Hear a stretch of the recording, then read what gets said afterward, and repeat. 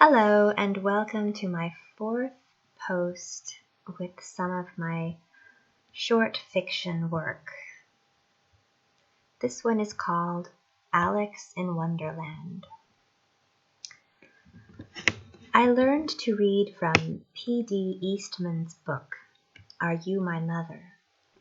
It was a very old book and we had an actual paper copy.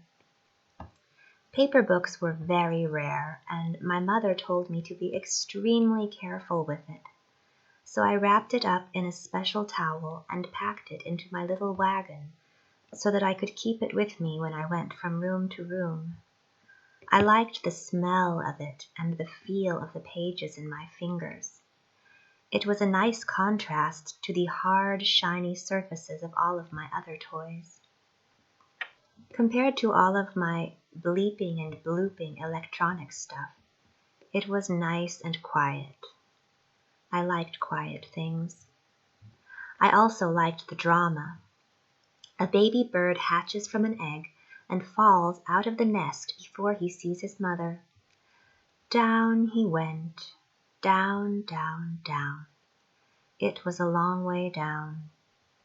He then wanders around, asking animals and machines if they are his mother. In the end, a big, scary machine picks him up and puts him back in the nest. His mother comes back, and they live happily ever after.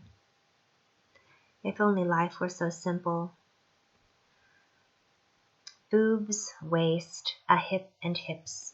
It all happened at once, and after that came the impertinent eyes that focused on these new attributes. It was enough to make a girl only go out while wearing a sheet draped over her head.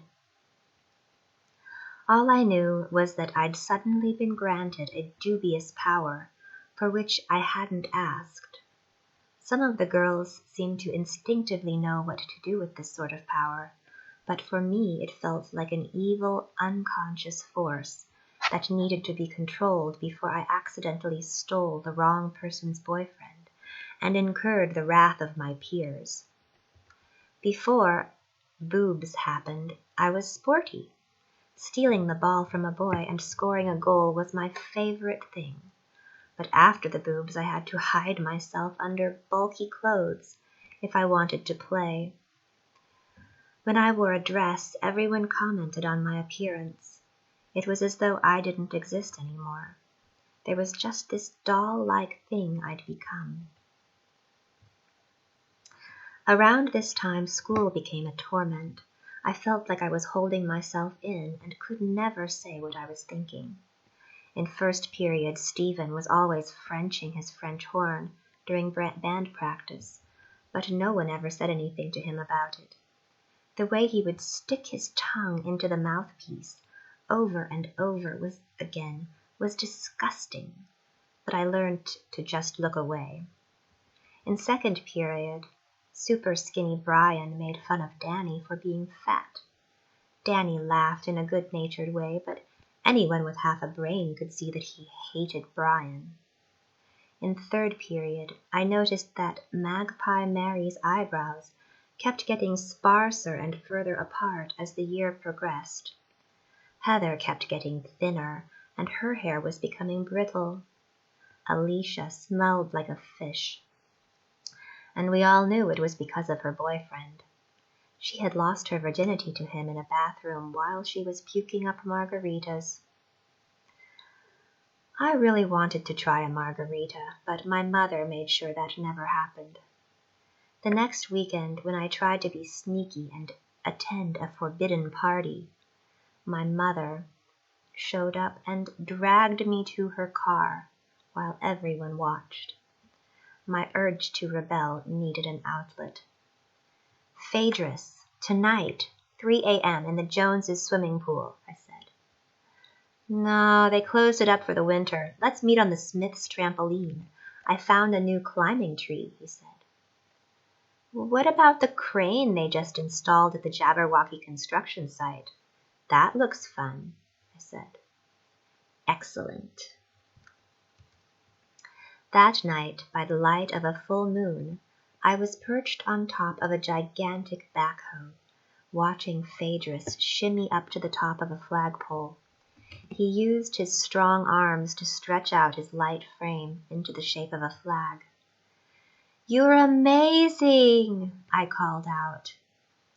We were having such a good time until I fell. Down I went, down, down, down. It was a long way down. I was a baby bird falling out of its nest. After my big fall, I ended up trapped in a hospital bed, pushing a morphine pump again and again until my face felt fuzzy. In my more lucid moments, I would look out of the window and search for magpies in the nearby trees. They were my favorite bird because I'd heard that you could use them to forecast the future. If I saw only one, I believed that meant I was going to be paralyzed. And if I saw two, that meant I was going to be fine. I saw two, but as I was walking out of the hospital to go home, I only saw one and felt a sense of dread. That night, when I heard my mother and Bill wail in pain from across our house, I knew someone had died. I just didn't know who. My little sister Kara had been my princess. I had dressed her for school on most days. She had been the sunshine of our little world.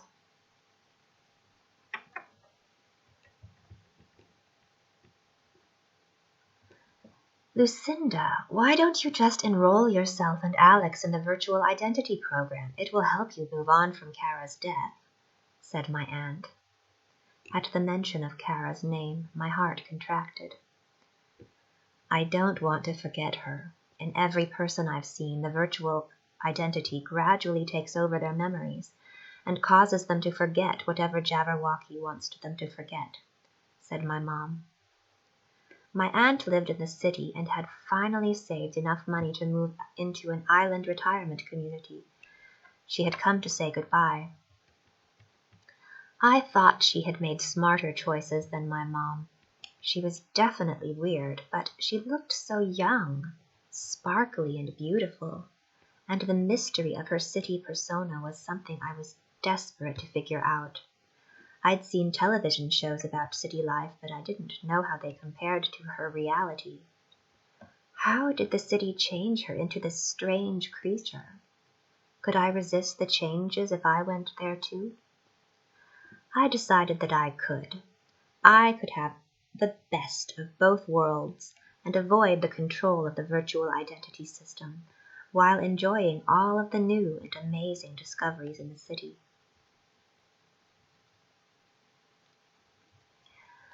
"Alix, you know I don't have control over that. Bill takes care of that stuff, and I just don't know enough about the details," said my mom. "But Mom, this is my life. Why don't you support me? Bill isn't my dad. He doesn't care." "I don't know what you want, and I don't have any comment on what your father thinks you should do. He thinks I should go to hairdressing school and set up shop out here in the middle of nowhere, near the transit station. He said he would give me a loan for that, but he doesn't want to pay for college. In any case, he just bought himself a big boat, so I don't think he has any money anymore." "Well, that is between you and him. Keep me out of it. Now Bill is coming home for lunch, and I need to get started on that, so please, just leave me alone for 5 minutes. My mom had kept herself out of everything in my life as far back as I could remember. She really genuinely didn't care. "You stopped loving me when Kara died," I said, "and even before that." "Alix, you know that is not true. Now go away." I knew it was true. Kara's death hadn't been my fault, but my mother had been so in love with her that when she died, my mom was mad at me for not being her. Kara's death had brought her and Bill closer together. They practically worshipped at an altar to her. "When I leave, I'm never coming back, I said. Right, Alix. I hate it when you are so melodramatic. Buck called earlier today. You should call him back. I had no plans to call Buck. The next morning, against my father's advice, I gave my biometric data to the bank, and in exchange they gave me a big loan to pay for college. Within a month I had left home forever. Freedom. I was going to figure it all out.